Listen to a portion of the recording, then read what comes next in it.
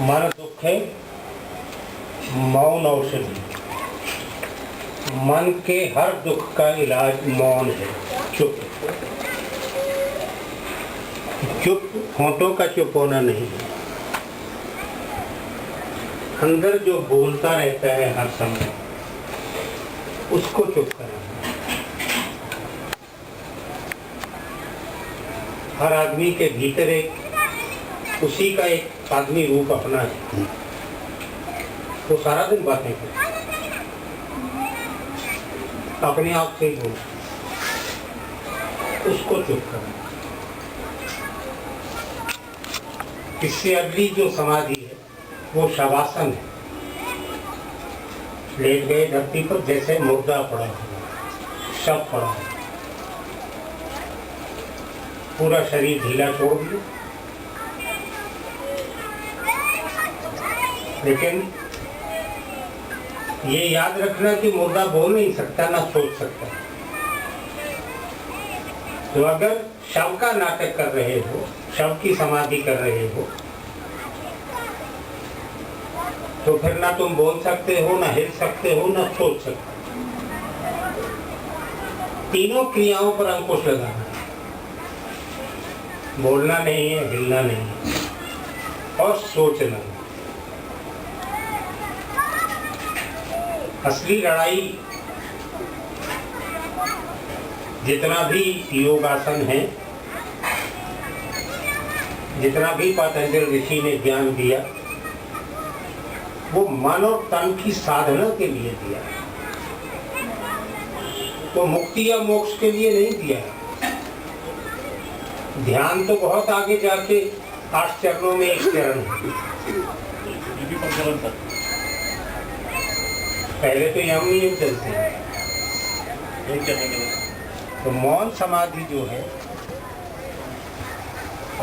उसका जब तक मन को सुलाने का प्रयास नहीं करेंगे तब तक केवल शरीर का काम हो रहा है। मौन समाधि शरीर के लिए भी लाभदायक है, क्योंकि जितनी हमारी वाक शिराएं हैं, वोकल कॉर्ड और उससे रिलेटेड ऑर्गन्स जितने हैं, उनको रेस्ट मिल जाता है, वो भी बड़ा अच्छा है। अगर चुप रहा जाए तो बोलने में शक्ति आएगी, क्योंकि वो शक्ति हमने कंज्यूम नहीं करी, अभी अंदर रखी हुई अंदर बंद है। लेकिन ये तो शरीर का लाभ है। मन का लाभ तब होगा जब हम मन के बोलने को बंद करें। तो मौन समाधि और शवासन, ये 2 क्रियाएं ऐसी हैं जो दूसरे चौथे दिन कर लेनी चाहिए। अब तुम्हें आज समझा रहा हूँ तो शायद तुम्हारा मन चाहे करने के लिए कि हम करें। ठीक, चलो सिद्ध मंत्रों का जाप करें। अब तुमको समझाना इतना रोक लिया था कि सबको समझा।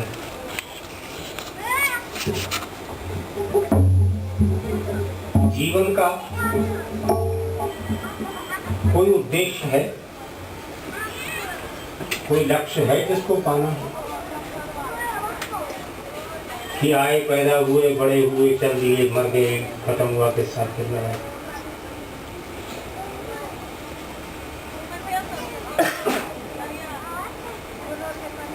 एक लक्ष्य रख दिया सामने जिसमें सब कुछ समा। उन्होंने कहा 4 चीजों के लिए जीवन लगाओ: धर्म, अर्थ, काम, मोक्ष।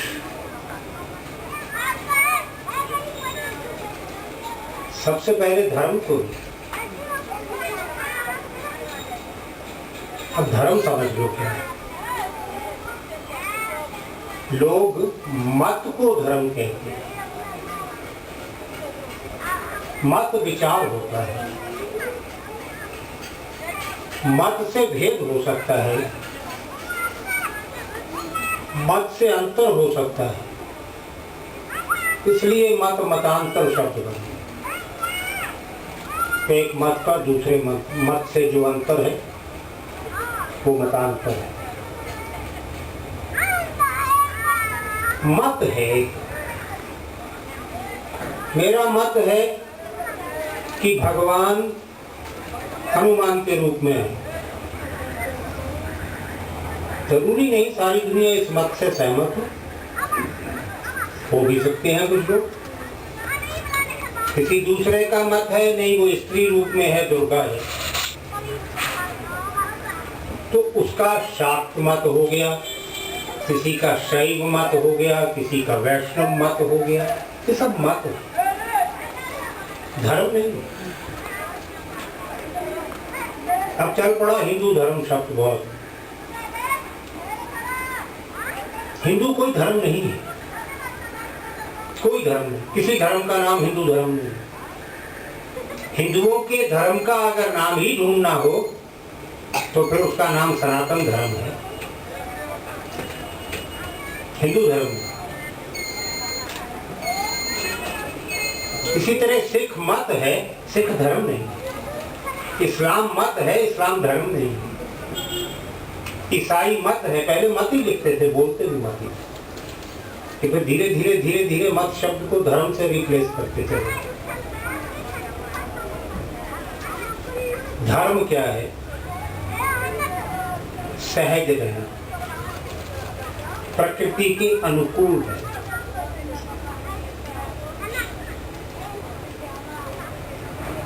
जेठ आषाढ़ के महीना में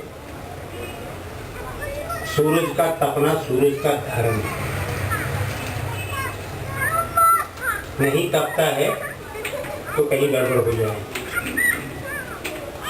सावन भादों में बरसना बादल का धर्म है। पृथ्वी से फसल उगाना धरती का धर्म है। तुम्हारा जागना, सोना, बाथरूम जाना, नहाना, कपड़े पहनना धर्म है।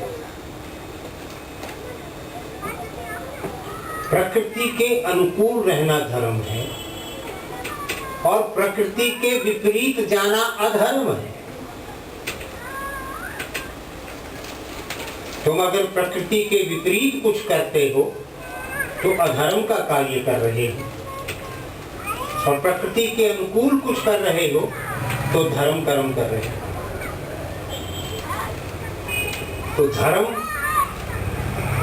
नियमावली नहीं है कि सवेरे उठे, नहाए, नंगे पैर, लुटिया पानी के हाथ में पगड़ी मंदिर में जल चढ़ाने जा रहे हैं, या नवरात्रों में जोत जलाई जा रही है, दुर्गाष्टमी का पाठ घर में हो रहा है। ये धर्म नहीं है, ये मत है।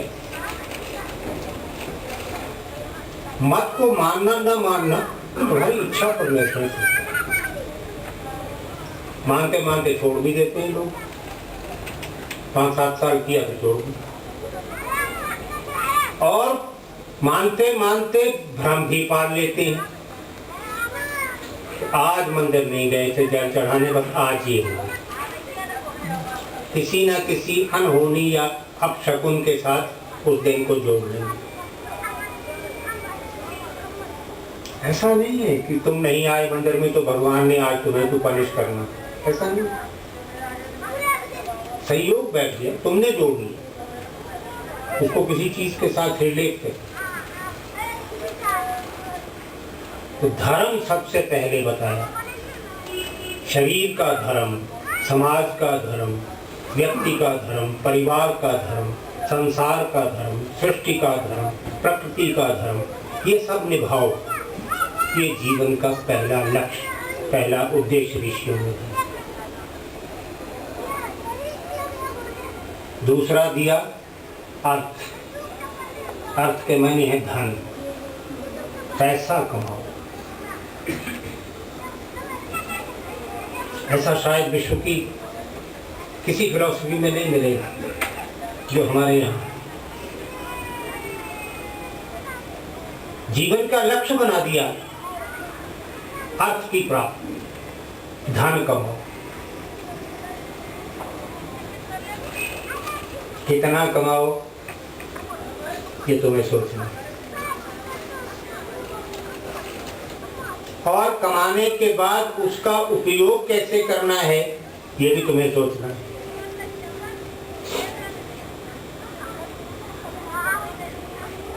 अर्थ के साथ अगर मोह जुड़ गया तो अनर्थ हो जाएगा, और अगर मोह नहीं जुड़ा तो अर्थ की प्राप्ति होगी उसी सेंस में जिस सेंस में ऋषियों ने कहा।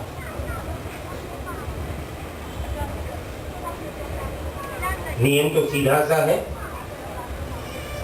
साईं इतना दीजिए जा में कुटुब समाए, मैं भी भूखा ना रहूं साधु न भूखा जाए।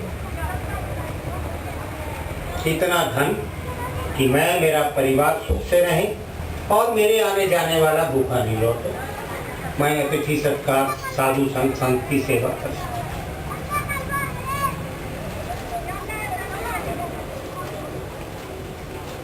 अर्थ का संग्रह मोह के बिना हो ही नहीं सकता। जिस व्यक्ति को धन से मोह नहीं है वो इकट्ठा ही नहीं करेगा धन। और धन का अर्थ करेंसी नहीं है, धन में सारी सांसारिक वस्तुएं आती क्योंकि वो धन से ही खरीदी जाती। मकान बनाया है, फर्नीचर खरीदा है, पंखा लिया है, एसी लिया है, ट्यूबें लगाई हैं, गाड़ी खरीदी है, जूते कपड़े खरीदे हैं, ये सब अर्थ में आते क्योंकि सब धन से ही आए। तो ऋषियों ने धन को नकारना कभी नहीं कहा, धन का मोह न करो ये कहा। उत्साह और मोह में भी फर्क है। एक आयु होती है जिसमें धन कमाने का उत्साह होता है, जब वो आयु निकल जाती है तो फिर उत्साह भी नहीं रहता। 70 साल की 80 साल की उम्र में पहुंच के धन कमाने का उत्साह नहीं होता किसी में। 25-26 साल की उम्र में होना चाहिए, क्योंकि उत्साह नहीं होगा तो बनेगा क्या? सांसारिक आवश्यकताएं कैसी पूरी करेगा? तो ऋषियों ने कहा धर्म कमाओ, अर्थ कमाओ और काम कमाओ। काम क्या है? सृष्टि की वृद्धि काम ही से होती है, संतान उत्पत्ति काम ही से होती है, लेकिन उसके नियम बनाए हैं समाज ने, हर समाज ने बनाए, और नियम बहुत वैज्ञानिक आधार पर बनाए हैं। स्त्रियों और पुरुषों के अनुपात के हिसाब से नियम बने। भारत में कभी भी स्त्रियों की संख्या पुरुषों से अधिक नहीं रही, कमी रही हमेशा। कोई एक आध स्त्री होगी जिसने शादी नहीं की होगी, आदमी हर युग में 50 मिलेंगे जिनकी हुई ही नहीं, की नहीं का कोई प्रश्न नहीं, हुई ही नहीं, क्योंकि अनुपात इस तरह का है। तो यहां नियम हो गया एक पत्नी एक पति, और उसका उल्लंघन अधर्म हो गया। अरब में 1500 साल पहले 1 और 4 की रेशो थी, जितने आदमी थे उससे 4 गुना अधिक औरतें थी। तो इस्लाम ने एक आदमी को 4 पत्नियां रखने की आज्ञा दी। ये भारत में संभव नहीं था, ऋषि आज्ञा दे नहीं सकते थे, अनुपात ही नहीं। वहां संभव था, वहां वो हो गया। लेकिन काम जो है वो शरीर के अंगों में नहीं है, यहां है। इसको यहां से हटाना है। जो काम को लक्ष्य रखा 4 बड़े लक्ष्यों में, वो इसलिए कि यहां से, क्योंकि काम वासना की तृप्ति तुम आंख से भी करते हो, तुम विचार से भी करते हो, तुम स्वप्न से भी करते हो, तुम मन से भी करते हो, और तुम शरीर से भी। काम केवल शरीर के लिए है, बाकी किसी अंग के लिए नहीं। न दृष्टि के लिए है, न मस्तिष्क के लिए है, न मन के लिए है, न विचार के लिए। तो इसको यहां से हटा। तो शिव ने जब कामदेव को भस्म किया तो क्या किया? शिव ने तो संतान उत्पत्ति की, गणेश और कार्तिकेय संतान उनकी थे। काम कहाँ मारा? शरीर के अतिरिक्त जहां कहीं काम था भस्म कर दिया। शरीर के अतिरिक्त कहीं भी काम नहीं होना चाहिए। और ये तीनों चीजें जो हैं, ये अंतिम लक्ष्य नहीं बनाया किसी को ऋषियों ने। तीनों में से किसी भी एक चीज को अंतिम लक्ष्य नहीं बनाया। अंतिम लक्ष्य बनाया मोक्ष। मोक्ष है अंतिम लक्ष्य। आत्मा जहां से आई थी वहां लौट जाए। पृथ्वी पर आने से पहले जो उसका रूप था वही रूप फिर बन जाए। ब्रह्म ने अपने शरीर में से अपने अंश निकाल करके आत्माएं बनाई और उनको धरती पर भेजा। तो आत्मा संसार में आने से पहले ब्रह्म थी। इसे फिर से ब्रह्म बनाना है और इन तीनों तत्वों को सहायक बनाना है। धर्म भी तुम्हारा, अर्थ भी तुम्हारा, काम भी तुम्हारा, तीनों सपोर्ट करते चले तुम्हें मोक्ष की प्राप्ति। और वो कैसे करेंगे सपोर्ट? जब मोह नहीं होगा। मैंने पहले भी समझाया है तुम्हें, मोह को प्यार से कंफ्यूज नहीं करो। प्यार करो जितना कर सकते हो। प्यार बहुत बड़ी देन है ईश्वर। प्यार करो। माँ बच्चे से करती है, बहन भाई से करती है, पिता पुत्र से करता है, पत्नी पति से करती है। तुम अपने समाज से प्यार कर सकते हो, सारे संसार से प्यार कर सकते हो, प्राणी मात्र से प्यार कर सकते हो। प्यार की कोई सीमा नहीं है। प्यार फैलता है। मोह फैलता नहीं है, सिकुड़ता है। मेरे पास आ जाए सब कुछ, ये मोह। प्यार है, मेरे सिर पर भी छत हो, तुम्हारे सिर पर भी हो, तुम्हारे सिर पर भी हो, तुम्हारे सिर पर। मोह क्या है? ये तीनों भाड़ में जाए, मेरी चार छतें हो जाए। ये मोह। मेरे पास अरबों की दौलत हो, बाकी मरते हैं भूखे मरे। ये मोह। तो इसलिए सर्वे भवन्तु सुखिनः ऋषियों ने कल्पना की। सारी सृष्टि के लिए सुख की कामना और सारी सृष्टि को परिवार कहा। बिल्कुल ठीक कहा, परिवार ही तो है, सब उसी के अंश तो हैं। कोई फ्रांस में पढ़ा है, कोई ऑस्ट्रेलिया में पढ़ा है, कोई पोलैंड में पढ़ा है, कोई यहाँ है, तो उसी के अंश। और प्यार जो है वो नैसर्ग में दिया, घुट्टी में दे दिया ईश्वर ने। गाय अपने बछड़े को चाट रही है, ये भी तो प्यार है। चिड़िया अपने चूजे के मुंह में दाना डाल रही है, ये भी प्यार है। कोई भी पशु पक्षी बच्चे देता है, उसको दूध पिला रही है माता, ये भी तो प्यार है। लेकिन मोह नहीं। और कभी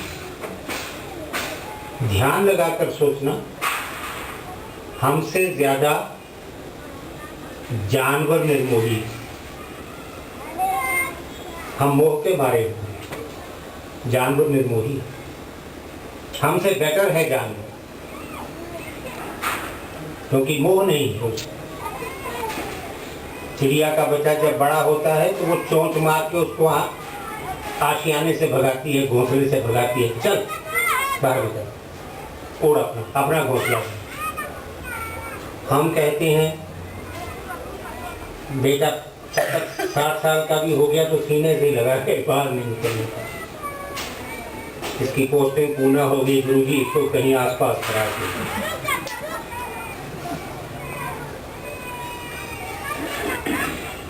कोई जानवर मोह नहीं करता अपनी संतान।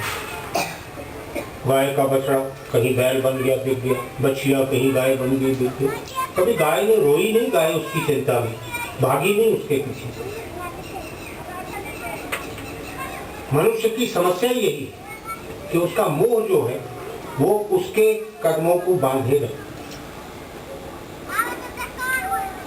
मोक्ष की प्राप्ति अगर हमारा लक्ष्य हो और उसमें धर्म अर्थ और काम से सहायता लेना अगर हमें पता हो और हमारे उद्देश्य में शामिल हो, तो ये तीनों सहायक बने, बाधा नहीं बने। अभी हमने इनको बाधा बना रखा है, क्योंकि इसके कारण हम जहां धर्म करते हैं वहां एक नया कर्म बंध पैदा कर लेते हैं। मैंने तुम्हें धोखा दिया, तुमसे 100 रुपया लेना था, 110 बार दिए, मैं तो खुश, लेकिन मैंने एक कर्मबंध बना लिया, ये 10 रुपये लौटाने का जो मेरे खाते में लिखा है, ये मैं इस जन्म में लौटाऊं, अगले जन्म में लौटाऊं, ये लौटाए बिना मुझे मोक्ष नहीं मिल सकता। जहां जहां हम अधर्म करते हैं वहां वहां हम कर्मबंध पैदा कर लेते हैं, और कर्मबंध टूटता है भुगतान से। अगर इतने कर्मबंध बना लिए कि इस जन्म का समय उनके भुगतान के लिए काफी नहीं है, तो अगला जन्म लेना ही पड़ेगा और ये भुगतान अगले जन्म में पूरा करना पड़ेगा। और अगले में फिर अगर और नए कर्मबंध बना लिए तो फिर उससे अगला जन्म भी पक्का हो गया। तो मोक्ष अगर लक्ष्य है तो फिर ये भी ध्यान रखो कि हमें कर्मबंध नहीं बनाना, क्योंकि कर्मबंध जहां बन जाएगा वहां मोक्ष की मंजिल जो है वो एक कदम और दूर हो जाएगी। तो मोह नहीं करो, कर्म करो। अब ये बड़ा, तुम देखते हो अखबारों में कई बार वो अभिचरी शक्ति है लिखा होता है, कर्मयोगी श्री सो, उसका देहांत हो, कर्मयोगी। कर्म कोई योग नहीं है, उसने तो दौलत इकट्ठी करी थी अपने लिए, उसने तो धन कमाने से मोह किया। योगी कैसे हो गया? योगी नहीं हो सकता, क्योंकि योगी तो त्याग करेगा, संग्रह नहीं करेगा। ऋषियों ने संग्रह मना नहीं किया, ऋषियों ने संचय मना किया, होर्डिंग मना की, भंडारण मना किया, क्योंकि व्यक्ति की प्रकृति में है होर्डिंग, उसी को हटाना है। महंगाई बढ़ गई, कैसे बढ़ गई? क्योंकि हम सब ने बढ़ाई। सोच के देखो, सोच के देखो, हमने बढ़ा दी।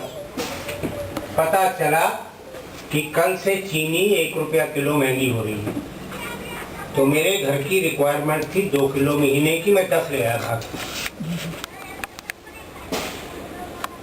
वो तो है ही जिन्होंने बड़े बड़े स्टोर भर लिए कि महंगे भाव बेचेंगे।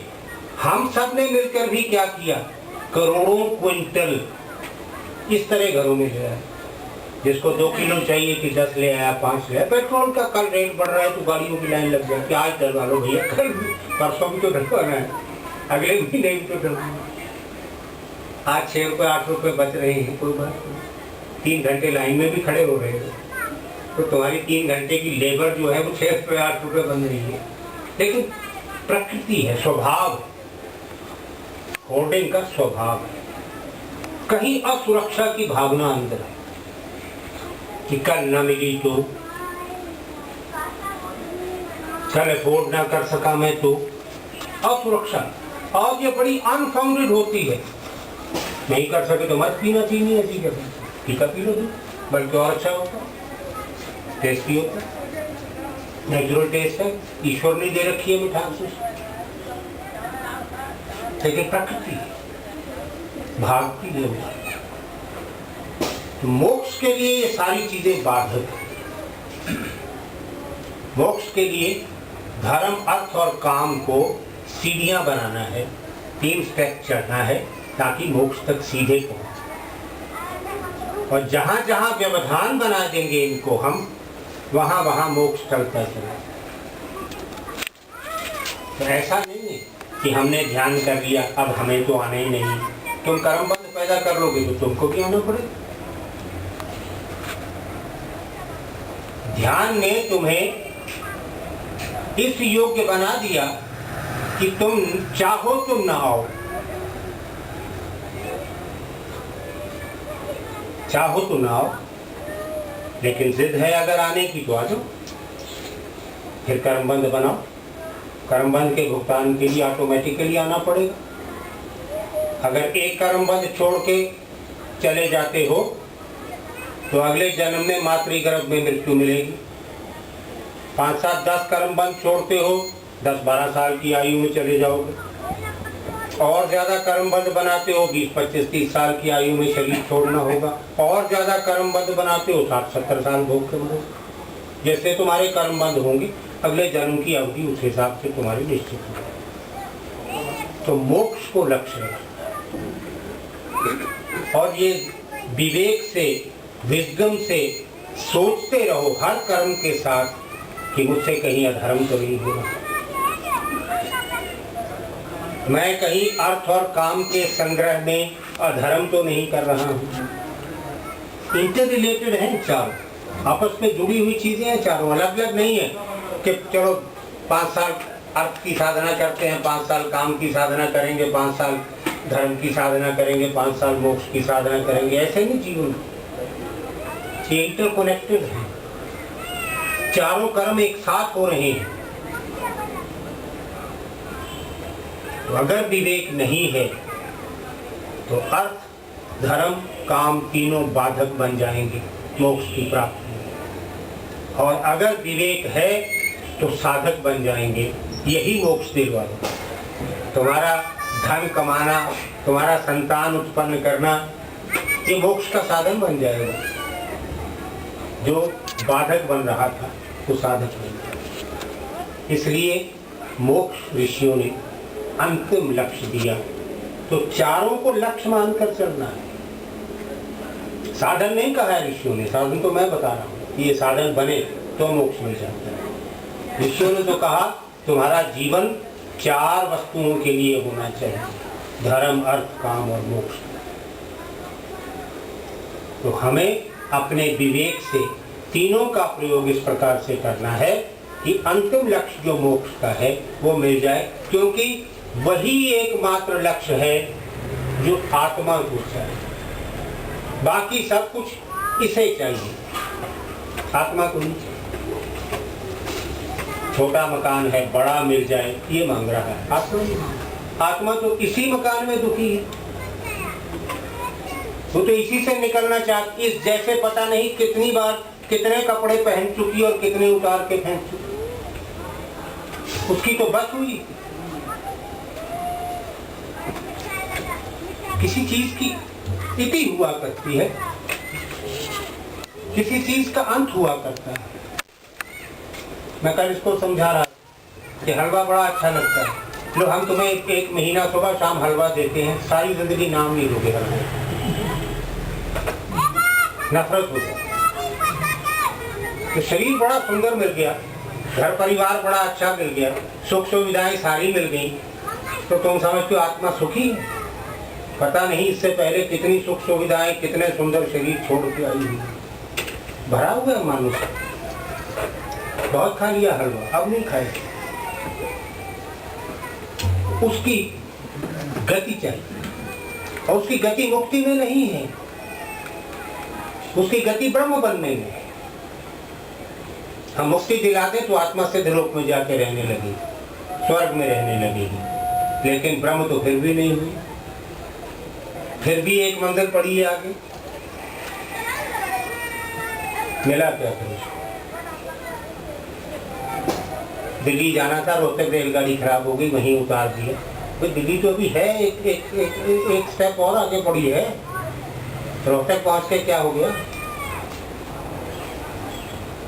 तो मुक्ति नहीं कोई चीज, मोक्ष। आत्मा जो थी वही हो जाए।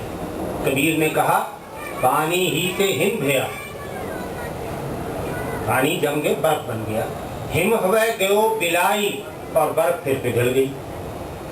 जो कुछ था सोई भया, अब कछु के हो न जाए। असल आनंद क्या है? परमानंद क्या है? ब्रह्मानंद क्या है? कि जल फिर से जल हो जाए। बर्फ बनकर महंगा हो जाता है जल, लेकिन उसकी गति नहीं होती। जल तो फ्री में मिल जाएगा, बर्फ पैसे दे के लानी पड़ेगी। वो जल महंगा हो गया बर्फ बन के, लेकिन महंगा होने से उसकी वैल्यू नहीं बढ़ी। वैल्यू तब बढ़ेगी जब फिर पिघल जाएगा। तो आत्मा को ये शरीर मिल गया, पानी से बर्फ मिल बन गई, लेकिन आत्मा तो वेट कर रही है कि ये कब पिघले।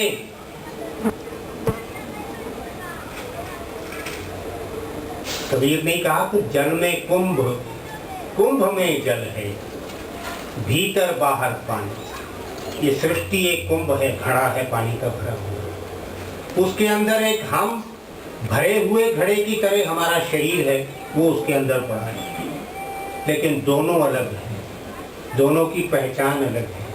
मेरे अंदर जो पानी है वो मेरे घड़े का पानी है, और मेरे बाहर जो पानी है वो सृष्टि के घड़े का पानी है। पानियों में भेद हो गया। जल में कुंभ, कुंभ में जल है, भीतर बाहर पानी। फूटा कुंभ जल जल ही समाना, यह तथ किथो ज्ञानी। ज्ञानी जानता है कि इस कुंभ के टूटने से ही पानी पानी में मिलकर एक हो। ये कुंभ जब तक नहीं टूटता तब तक, अभी मृत्यु हो जाए किसी की और वो समझे कि मेरा कुंभ टूट गया, ना, कुछ नहीं टूटा, कुंभ बदला है। इस घड़े में सुराख हो गया था, पानी दूसरे घड़े में डाल दिया, पानी वही है। और पानी की मुक्ति नहीं हुई है, एक घड़े से दूसरे घड़े में गया। तो शरीर छोड़ देने का नाम मुक्ति नहीं है। लोग बात करते हैं साधारण, अब तो जी बस मौत आ जाए, दुखों से मुक्ति हो। मुक्ति कहाँ होगी? दुख तो साथ जाएंगे।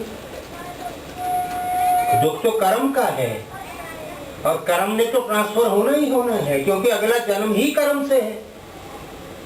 अगले जन्म की अवधि भी कर्म से निर्धारित होनी है, कितने साल। अगले जन्म का सुख दुख भी कर्म से निर्धारित होना है। तो दुख से कोई मुक्ति नहीं। दुख से मुक्ति यही है कि दुख पैदा ही न करे। कर्म बंद नहीं बनेगा तो दुख पैदा ही नहीं होगा। जब दुख हमारे अकाउंट में ही नहीं है तो आना कहां से? फिर आनंद ही आनंद। तो मोक्ष परमानंद धाम का नाम है, जहां केवल आनंद है और कुछ नहीं। तो ऋषियों ने जो फॉर्मूला दिया धर्म अर्थ काम और मोक्ष का, तो इसलिए समझा रहा हूं कि अपने तीनों प्रकार के कर्मों का एनालिसिस करके देख लो, कितना अधर्म करते जा रहे हैं। जहाँ जहाँ अधर्म हो रहा है उसे रोकने का प्रयास करो, ताकि मोक्ष सुनिश्चित रह जाए। ओम।